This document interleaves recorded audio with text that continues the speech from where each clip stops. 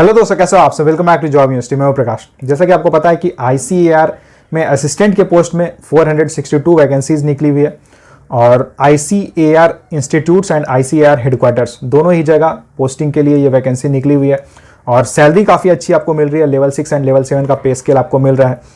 बहुत सारे कैंडिडेट्स का इससे रिलेटेड सवाल है, आईसीएआर के नोटिफिकेशन से रिलेटेड सवाल है। एक्चुअली जो पैरा 14 है इंपॉर्टेंट इंस्ट्रक्शंस जहाँ पे लिखे हुए हैं, उसमें 2 लाइंस है जिसमें बहुत सारे कैंडिडेट्स को कंफ्यूजन है कि ये चीज़ें जो लिखी हुई है ये क्या है। जैसे एक जगह पे लिखा हुआ है नॉन गवर्नमेंट, तो बहुत सारे कैंडिडेट्स को लग रहा है कि ये जो वैकेंसी निकली हुई है, ये जो पोस्ट निकली हुई है, ये गवर्नमेंट नहीं है, प्राइवेट जॉब्स है। दूसरी चीज़ है, एक जगह लिखा हुआ है टेम्पररी वर्ड, एक जगह लिखा हुआ है, तो कैंडिडेट्स को लग रहा है कि ये जो जॉब्स निकली हुई है ये परमानेंट जॉब्स नहीं है, टेम्पररी जॉब्स है। तो इसके बारे में हम वीडियो में बात करेंगे। इसी के साथ बहुत सारे कैंडिडेट्स का ये भी सवाल है कि ये जो एग्जाम होने वाला है आईसीएआर असिस्टेंट का, तो ये एसएससी पैटर्न पे होगा या फिर बैंकिंग एग्जाम्स के जैसा होगा। तो तीनों ही क्वेश्चंस के आंसर आपको इस वीडियो में मिल जाएंगे, तो वीडियो को एंड तक देखना। तो चलिए एक एक करके सारे पॉइंट्स के ऊपर बात करते हैं। सबसे पहला पॉइंट है जो आपको पैरा 14 में मिल जाएगा इंपॉर्टेंट इंस्ट्रक्शंस में, यहां आप देख सकते हो, these post are non government but pensionable under new pension scheme. इसका मतलब क्या हुआ, नॉन गवर्नमेंट क्यों लिखा हुआ है? नॉन गवर्नमेंट का इसलिए यहां पे लिखा हुआ है क्योंकि ये एक ऑटोनॉमस बॉडी है। आईसीएआर एक ऑटोनॉमस बॉडी है जो कि मिनिस्ट्री के अंडर आती है। जैसे कि रिजर्व बैंक ऑफ इंडिया है, आरबीआई, वो भी एक ऑटोनॉमस बॉडी है। उसे आप एक नॉन गवर्नमेंट ऑर्गेनाइजेशन ही बोलोगे, उसे गवर्नमेंट ऑर्गेनाइजेशन आप नहीं बोल सकते हो। तो ऐसा ही ये भी एक ऑटोनॉमस बॉडी है, इसलिए यहाँ पे नॉन गवर्नमेंट लिखा हुआ है। अब बहुत सारे कैंडिडेट्स ये सोच के कंफ्यूज हो रहे हैं कि नॉन गवर्नमेंट लिखा हुआ है इसका मतलब ये जॉब प्राइवेट है, तो ऐसा नहीं है। ये ऑर्गेनाइजेशन कंप्लीटली गवर्नमेंट के अंडर है, लेकिन बस ये ऑटोनॉमस इसलिए क्योंकि इसके में जो इंटरनल जो डिसीजंस वगैरह होते हैं ये खुद ले सकती है, इसलिए एक ऑटोनॉमस बॉडी है। क्लियर हो गया। दूसरी बात ये है कि देखिए यहाँ पे जो वैकेंसी निकली हुई है ये कैटेगरी वाइज निकली हुई है, यानी कि एससी, एसटी, पीडब्ल्यूडी कैंडिडेट्स के लिए अलग अलग वैकेंसी निकली हुई है। रिजर्वेशन मिला हुआ है, किसी भी प्राइवेट ऑर्गेनाइजेशन में रिजर्वेशन नहीं दी जाती है किसी भी कैटेगरी के कैंडिडेट्स को। दूसरी बात है कि इसमें जो सैलरी या पे स्केल आपको ऑफर की जा रही है ये सेंट्रल गवर्नमेंट वाला पे स्केल है। लेवल 6 लेवल 7 का पे स्केल है, बेसिक पे आपको मिलेगा, डीए मिलेगा, एचआरए मिलेगा। तो किस प्राइवेट जॉब में ऐसा दिया जाता है कि वहां पे आपको लेवल 6 या लेवल 7 का पे, खास करके जो प्राइवेट जॉब रहती है उसमें असिस्टेंट के पोस्ट में आपको इतनी सैलरी तो मिलेगी ही नहीं। तो इस बात से कंफ्यूज मत हो, नॉन गवर्नमेंट यहाँ लिखा हुआ है इसका मतलब ये है कि एक ऑटोनॉमस बॉडी है। क्लियर हो गया। जैसे कि रिजर्व बैंक ऑफ इंडिया हो गई, ये ऑटोनॉमस बॉडी है, नाबार्ड है, ये सब ऑटोनॉमस बॉडीज हैं। तो इसमें जो जॉब्स रहेगी उसे आप क्या कहोगे, गवर्नमेंट जॉब ही कहोगे। नेक्स्ट पॉइंट है जो इसमें सेकंड पॉइंट है वो आप यहाँ पे पढ़ोगे, all post are temporary but likely to continue. अब इससे पढ़ के लोग ये सोच रहे हैं कि इसमें जो वैकेंसीज निकली है, जो पोस्ट निकली हुई है, ये टेम्पररी पोस्ट है, परमानेंट नहीं है। और बहुत सारे कैंडिडेट्स को ये भी कंफ्यूजन है कि ये क्या कॉन्ट्रैक्ट बेसिस पे है। तो सबसे पहले मैं आपको बता देता हूं कि अगर कॉन्ट्रैक्ट बेसिस पे कोई जॉब निकलती है तो उसमें ऑलरेडी क्लियरली मेंशन रहता है कि ये 1 ईयर के ड्यूरेशन के लिए रहेगी या फिर 2 इयर्स के ड्यूरेशन के लिए रहेगी। और दूसरी बात है कि वहां आपको कोई पे स्केल वगैरह ऑफर नहीं की जाती है, वहां पे एक फिक्स्ड सैलरी रहती है जो आपको जो मंथली सैलरी रहेगी वो आपको ऑफर की जाती है। जो कॉन्ट्रैक्ट बेसिस पे जो जॉब्स निकलती है उसके लिए मैं बात कर रहा हूँ। यहाँ पे जो इन्होंने लिखा हुआ है इसका क्या मतलब है, all post are temporary but likely to continue, इसका क्या मतलब हुआ? इसका मतलब सिंपली यही हुआ कि इनिशियली जब आप ज्वाइन करोगे तो आपको प्रोबेशन पीरियड सर्व करना होगा।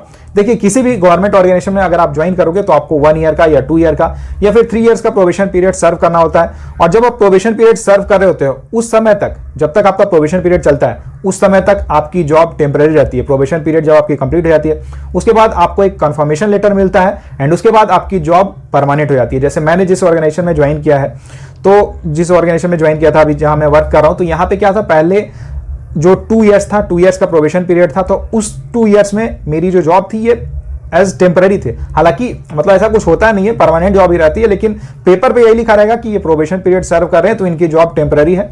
और उसके बाद 2 इयर्स कंप्लीट होने के बाद हमें कंफर्मेशन लेटर मिला और उसमें फिर मेंशन था कि आपकी जॉब परमानेंट है अब से।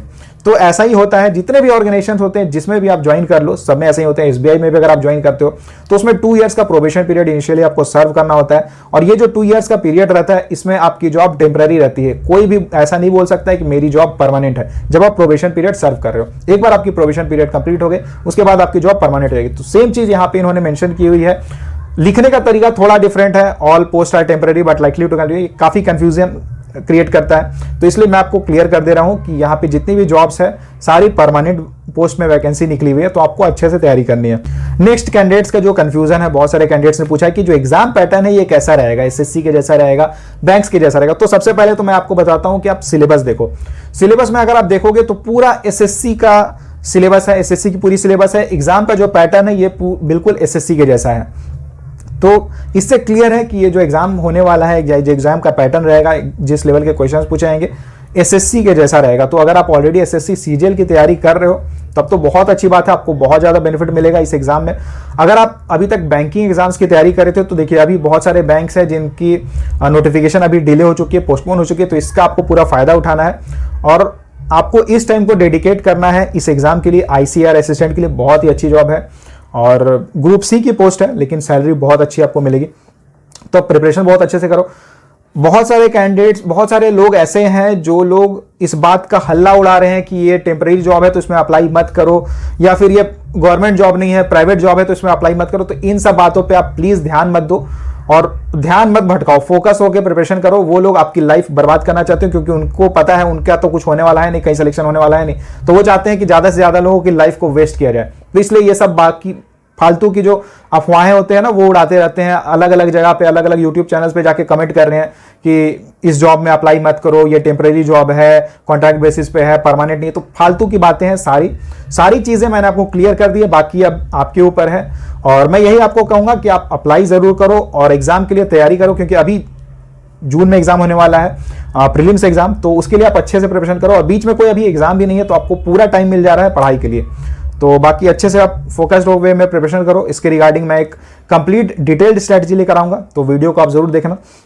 अगर आपने अभी तक टेलीग्राम चैनल ज्वाइन नहीं किया हुआ है तो टेलीग्राम चैनल ज्वाइन कर लेना एंड वीडियो को लाइक जरूर करना, ज्यादा से ज्यादा शेयर करना। अगर आप चैनल पे नए हो तो चैनल को सब्सक्राइब जरूर कर लेना।